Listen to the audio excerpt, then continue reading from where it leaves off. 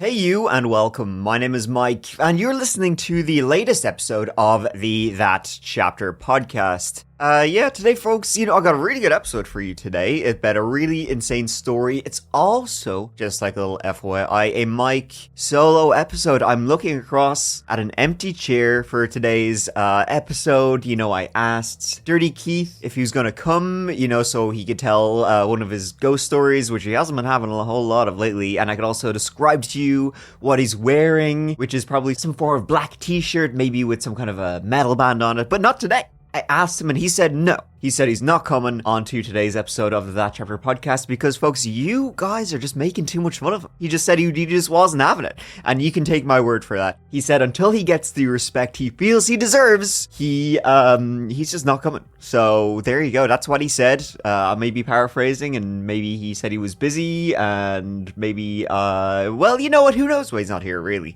That's the long and short of it. But you know what? It's just us gals. You know what I mean? It's kind of like a bit of an intimate episode. When was the last time that you were intimate with Miss Jackson? This morning.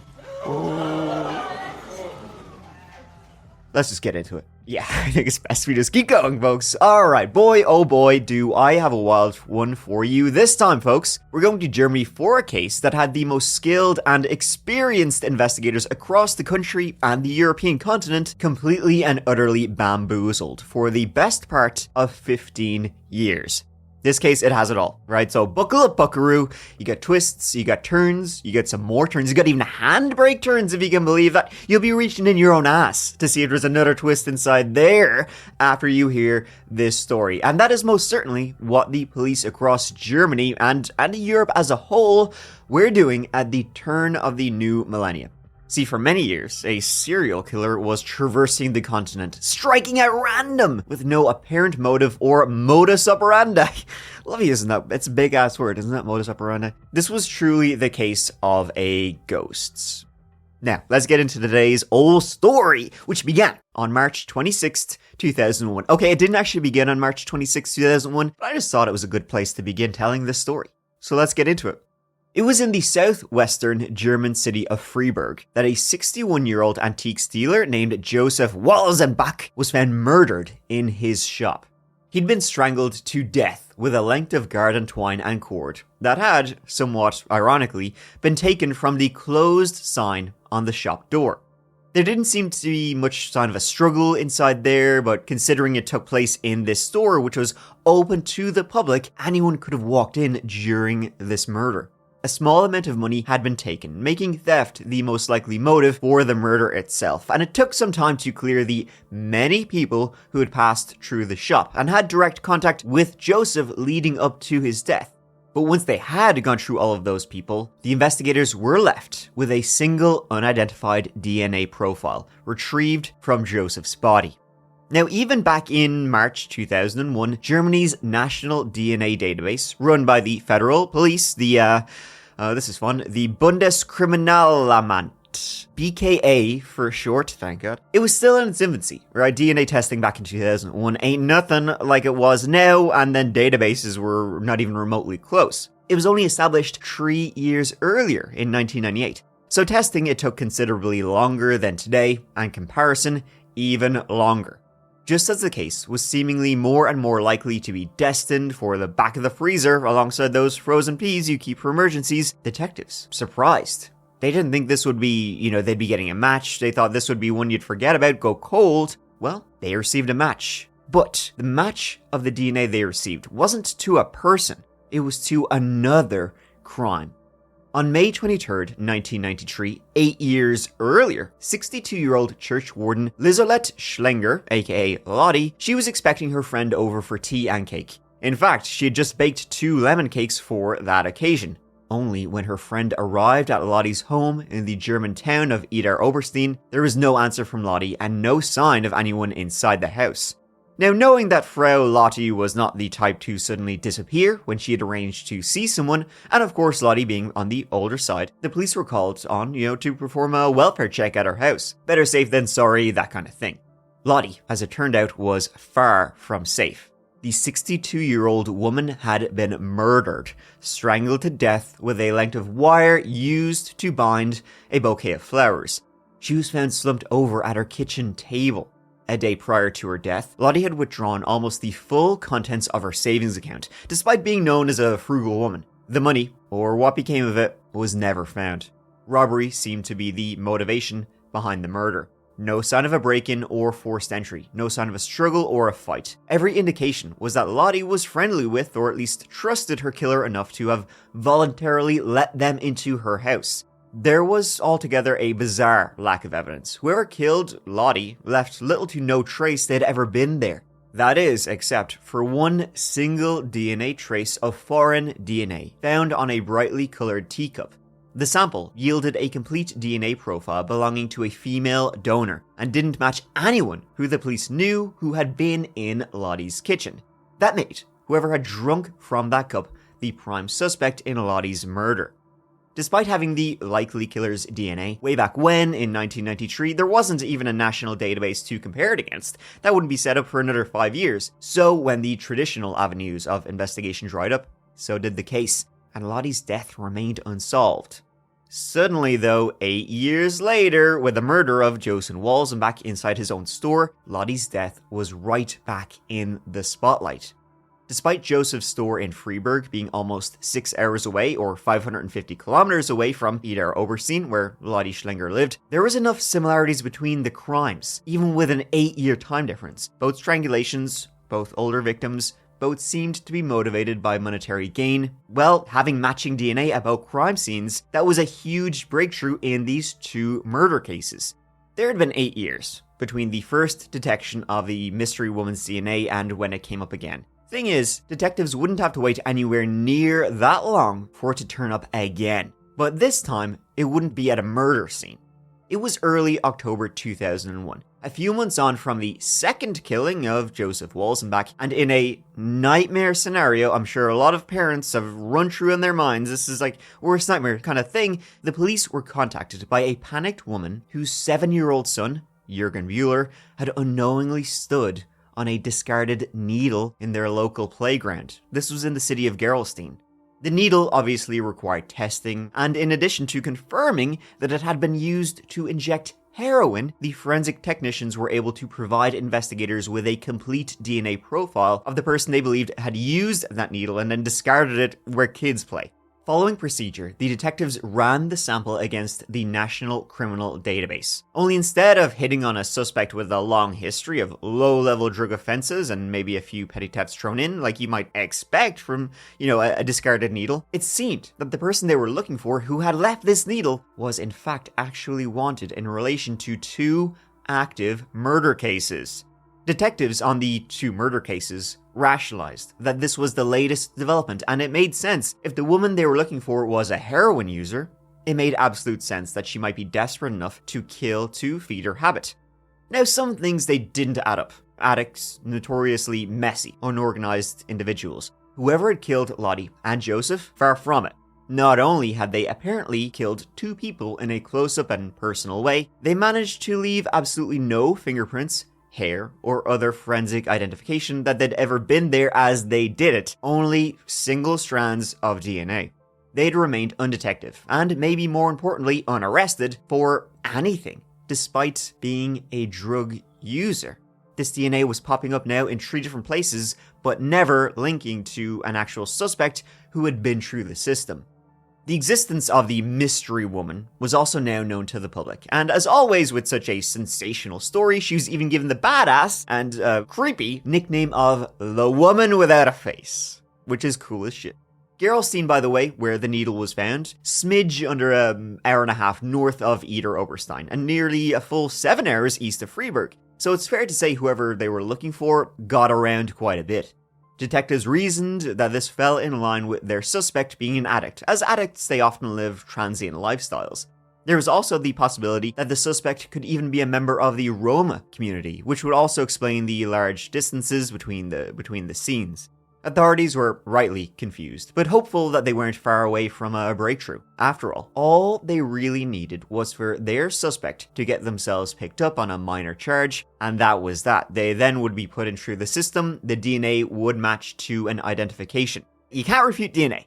The next development came quicker than the investigators had been expecting. Just 2 weeks after the needle incident on October 24th, 2001, on the outskirts of the city of Mainz, police officers attended the scene of a burglary call.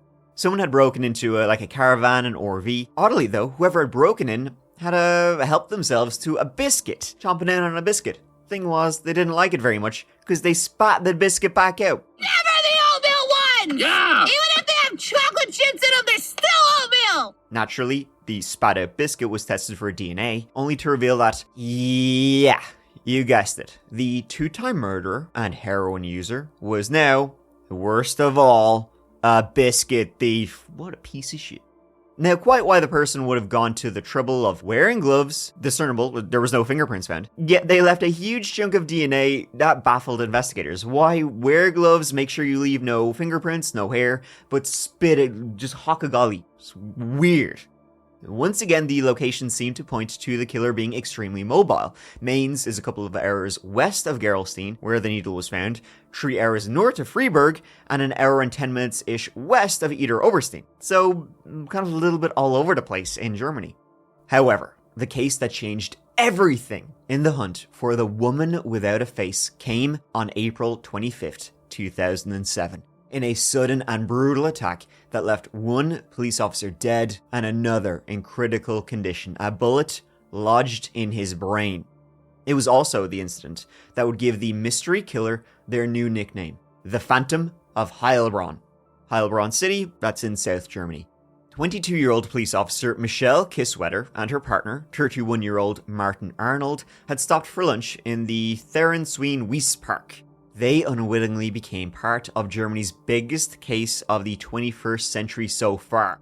As the pair sat drinking coffee, eating their sandwiches, someone, most likely 2 people, managed somehow to sneak up on the officer's cruiser, get into the back seats, and shoot each of those 2 police officers, Michelle and Martin, in the back of the head.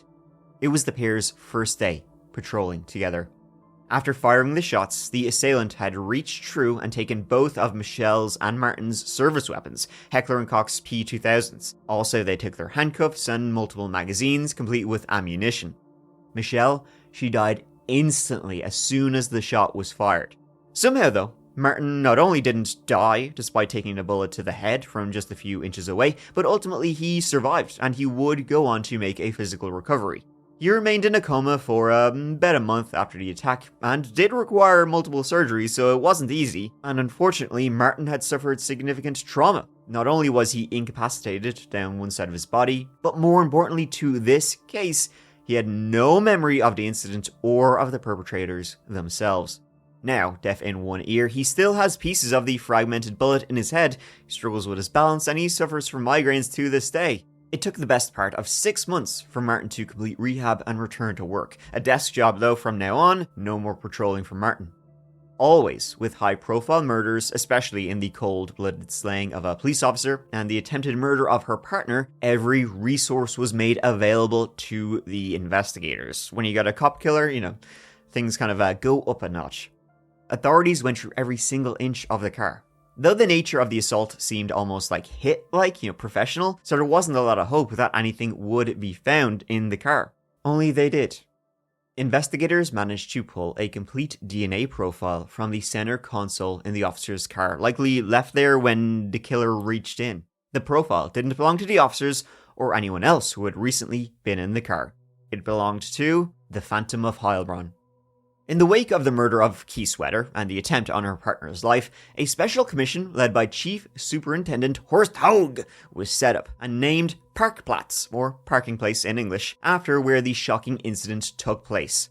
With renewed public attention and an investigatory team with the full power and every resource of the German government behind them, and the German government can do a hell of a lot when they, get their stuff together. It didn't take long for investigators from the Parkplatz squad to uncover the link to the murders of Schlingen and Walsenbach, as well as the discarded needle and the left-behind biscuit. All those matches were made through the National DNA Database.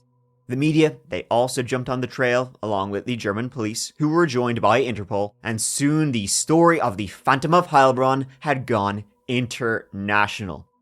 What detectives on the Phantom case discovered was that the trail hadn't stopped at the caravan, the RV where the biscuit was spewed out in Mainz, but rather, over the next decade, the name, The Woman Without a Face, had been landing on the desks of journalists and detectives across Germany and Europe more times than anyone could have thought, and it was never for the reasons any of them expected.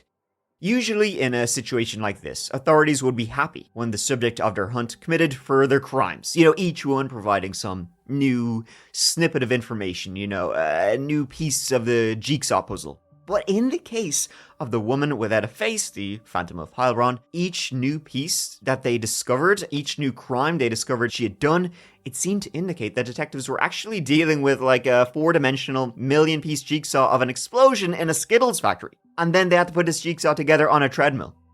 Usually when it comes to habitual or career criminals, anyone familiar with the basics of criminal profiling would tell you to expect a consistent escalation in the seriousness of the crimes being committed. We've seen that time and time again with serial killers, right? They start off small and it just grows and grows and grows. The Phantom was the complete opposite. On January 1st, 2003, New Year's Day, the Phantom's DNA had been found at the scene of another break-in. This time, it was in an office in another town several miles from Frankfurt and just under an hour from Mainz, in a town called Dietzenbach. All that had been taken in this break-in, all that was taken was a coffee tin full of loose change. Not exactly the crime of the century. Next came the first possible link to the murder of Michelle Kieswetter. In December 2003, someone stole a car in the city of Heilbronn, the same city where the officers would be ambushed in their patrol car. A DNA swab was taken from the petrol cap in hopes of identifying the thief. It came back positive for the same DNA as the growing list of crimes across Germany. As tenuous as it was a link. So far, folks, we got 3 murders and, an attempted murder, someone stealing a piggy bank, someone spewing out biscuit, and someone leaving behind heroin needles. And, the police in their investigation would find more crimes that had been done over the years. In 2005, across the state of Baden-Württemberg, the Phantom expanded her repertoire even further with the early hours robbery of a bar.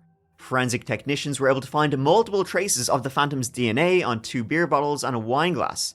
Then in May 2005, in the city of Worms, a fight between 2 brothers came very close to turning fatal when one of those brothers pulled out a pistol. Now, the victim shot ultimately survived, but the link came, when forensics, they retrieved that firearm from the Rhine River. What they found was that one of the 7.65 Luger cartridges loaded into the gun's, magazine, it had the Phantom's DNA in it.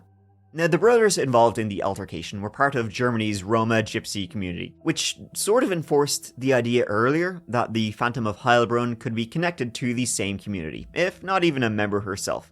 But questioning these 2 brothers led nowhere.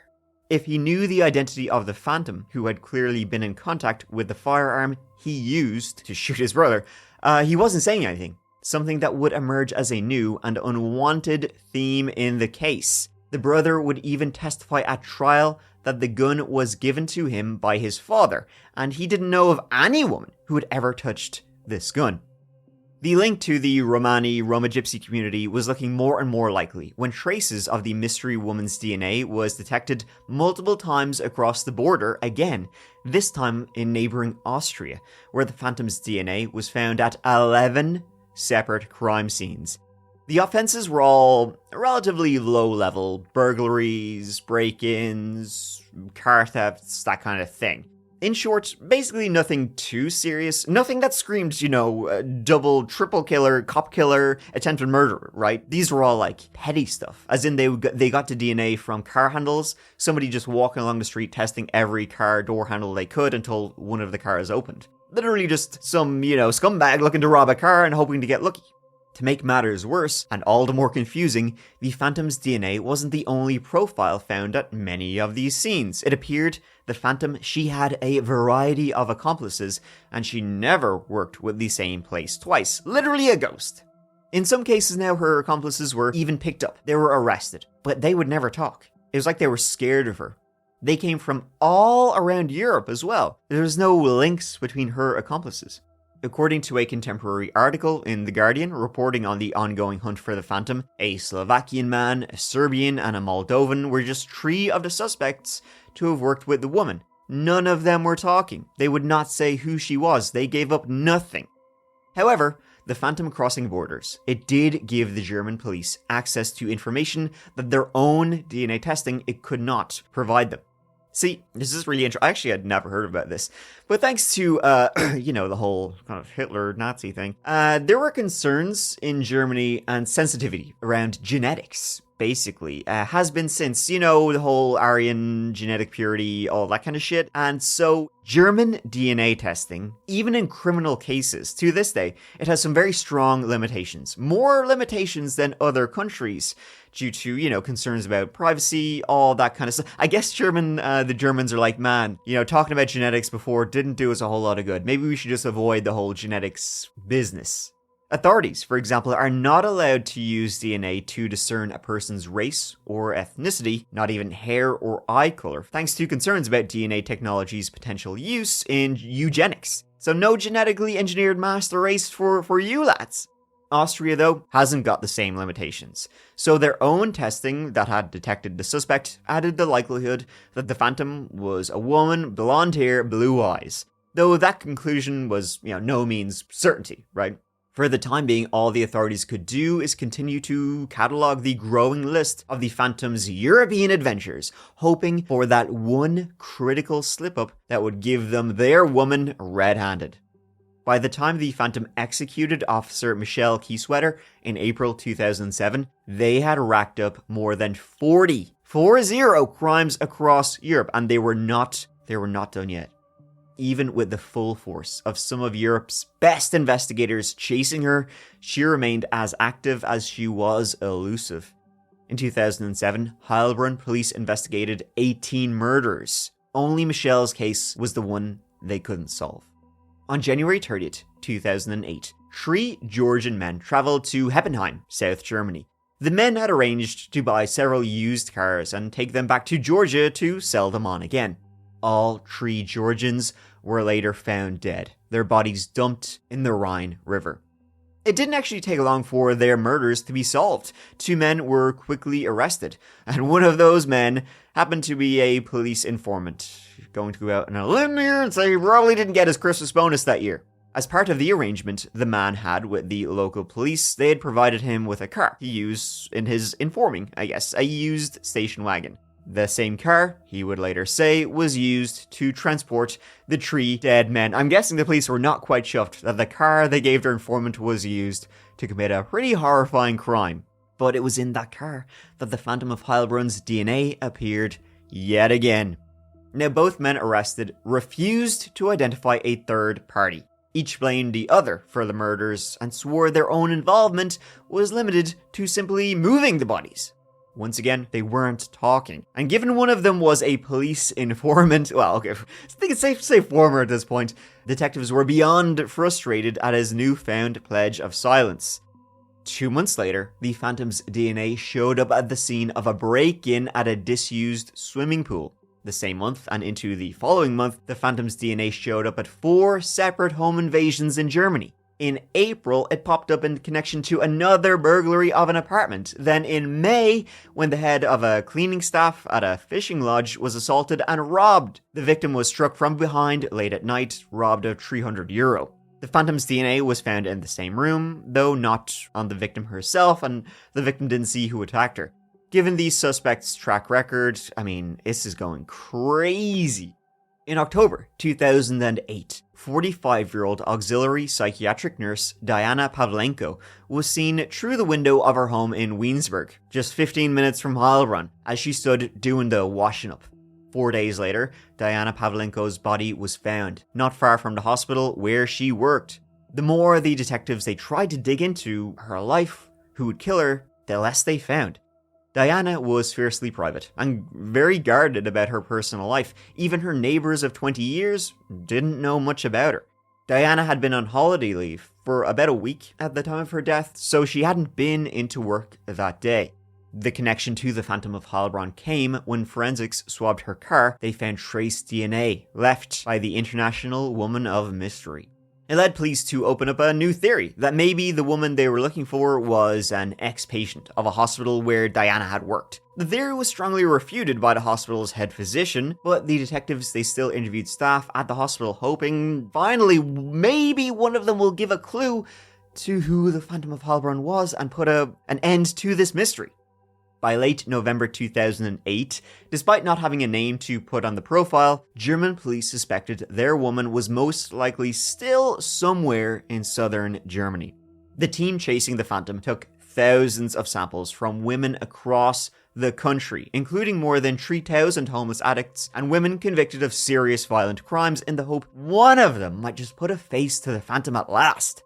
Women from Belgium, Italy were tested, all around the place, Austria, France. The reward offered for information that led to identifying the woman, the Phantom, rose, going from 10,000 to 15,000 to 100,000, eventually reaching as high as 300,000 euros. Euros and dollars, they're roughly the same amount. A lot of money.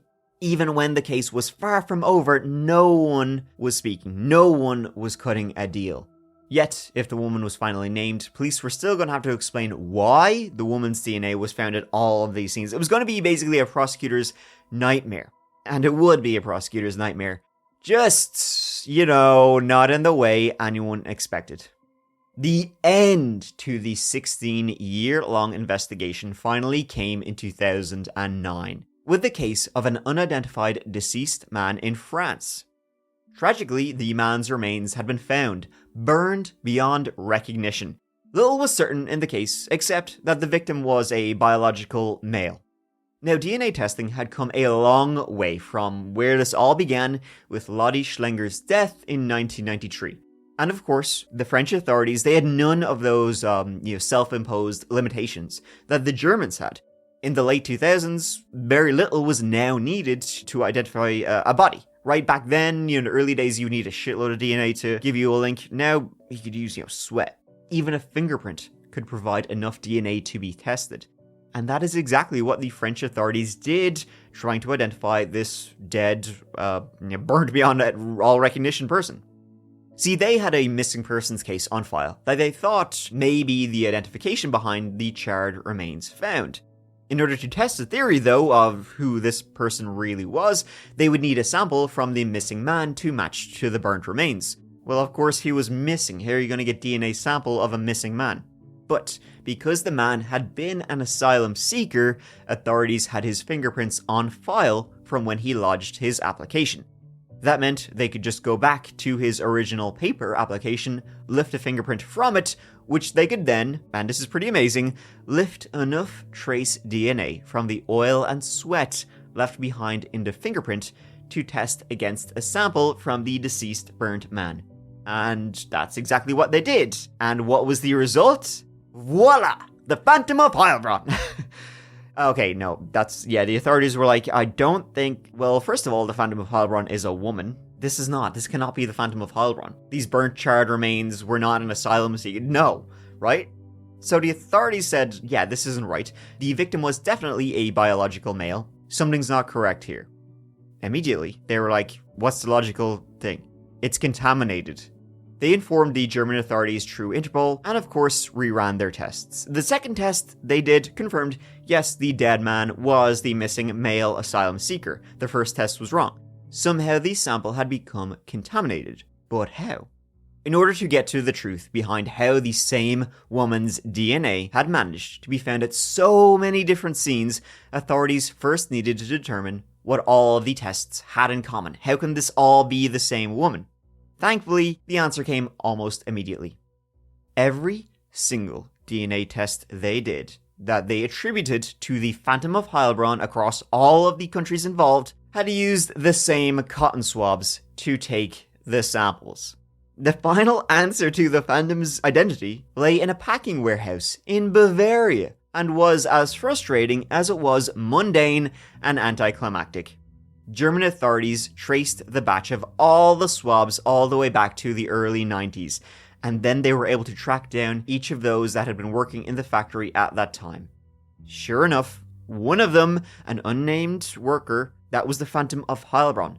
Some time after the swabs had gone through the sterilization process, this woman had accidentally touched some of the swabs, resulting in her DNA showing up at dozens and dozens and dozens of crime scenes, unknowingly giving her the Phantom of Heilbronn identity.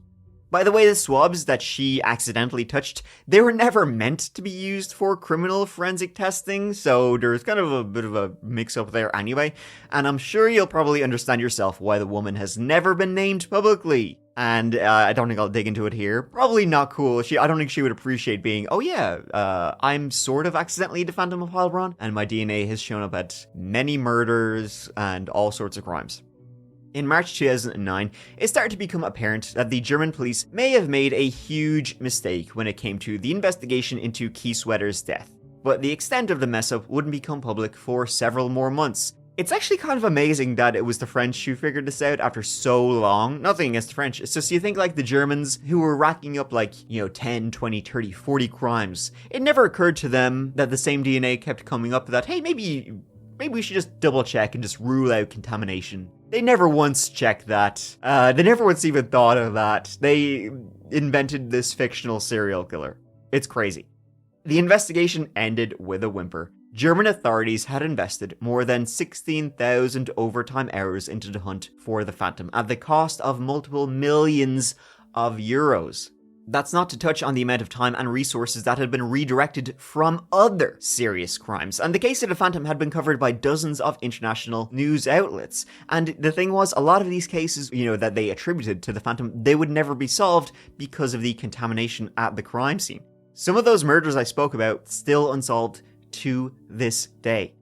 Naturally, the case, it called into question just how reliable and trustworthy DNA testing and evidence truly is. It didn't also help that there had been several high-profile cock-ups in the media around the same time. Like, for example, another case that occurred in Germany in 2009 had seen 27-year-old identical twins, Hassan and Abbas O, released from prison despite authorities strongly believing that at least one of those two twins committed a multi-million euro jewel heist in Berlin.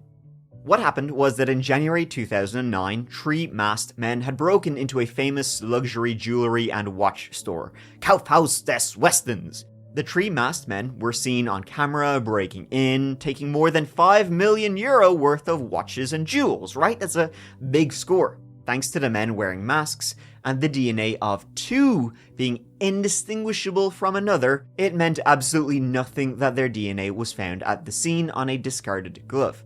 Even if they were both there, the two twins were both there, all the twins had to do was blame the other. And because German law states that each individual suspect must be proven guilty, it would be impossible to prosecute either of the two. How could you say it was one twin when they had the same DNA? The defense could say, well, how do you know it's not his brother that committed it and my client is innocent? You can't. They have the same DNA, it could be either, so therefore you can't definitively prove who it was. The two men, they publicly thanked the German constitution for that, which, as you can imagine, did not go down well in the media or with the German public.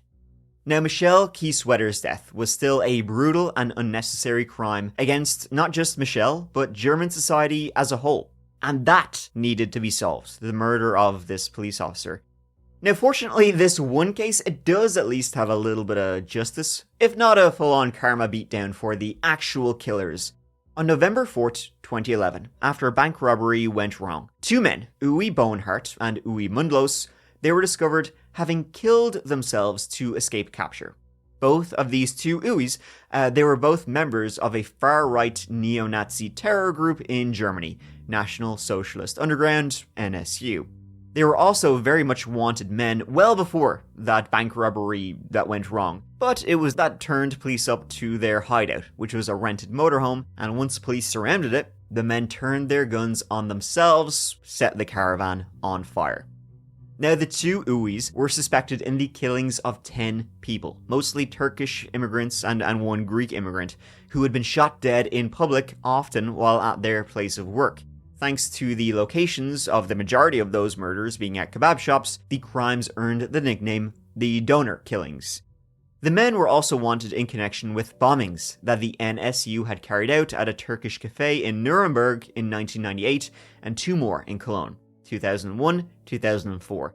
They also had committed over a dozen robberies to finance their terror campaign and were supported by other members of the NSU.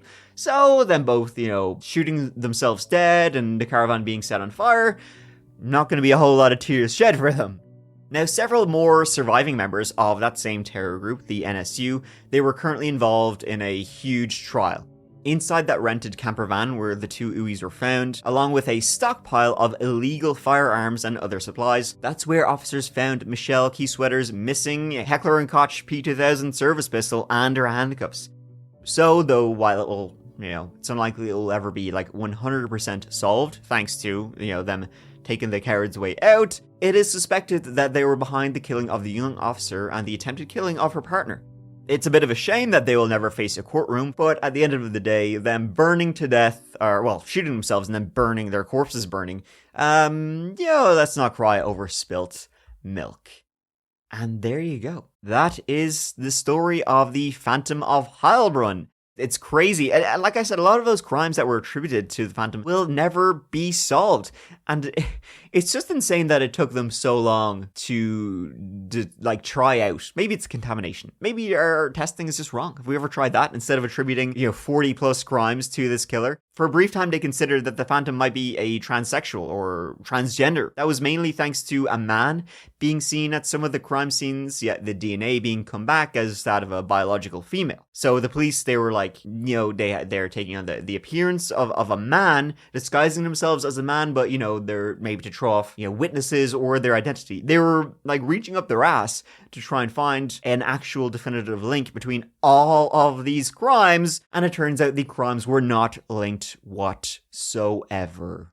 Womp womp for the German police. It's a crazy story. It would be crazier if it was real and the Phantom of Heilbronn was an actual woman, Jason Bourne, assassin type thing. But no, didn't exist. It turned out it was just some factory worker who was a little careless one day and touched things that should be sterilized, and yada yada yada. So ends the story of the Phantom of Heilbronn. Alright folks, thank you so much for listening. I hope you enjoyed this story. Hope it gave you as much whiplash as it did me with I did spit takes when I was researching this constantly. But there you go. Alright, the next old episode of the That Chapter podcast, you know yourselves, big dog, every single Monday morning with a brand new podcast exclusive story. Keith always joins me. He's just not here for this one, but he's there for most of them. And every Friday you can find out another podcast episode, which is the audio taken from a separate case that I did on YouTube, true crime case that I think would make for a good podcast episode, and you can check that out. But please listen, rate, review wherever you get your podcast. It helps us out so much. And I guess that kind of wraps up this story. Much like the Phantom of Heilbronn, this podcast just sort of ends. See ya! Which is this is what Keith says. He says, see ya! This is what I say. I love ya. All right, bye.